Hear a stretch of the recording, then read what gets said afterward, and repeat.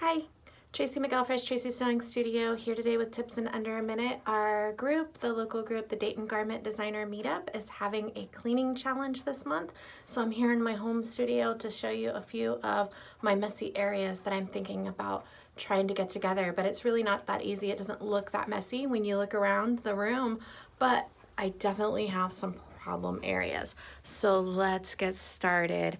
Every time I use my cover stitch machine, all of these books fall down on my feet.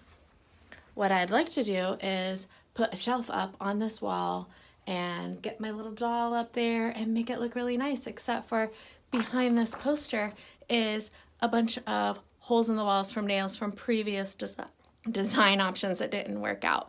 So I will have to paint the wall first, and then it becomes a large project. So wish me luck. Thanks. Bye.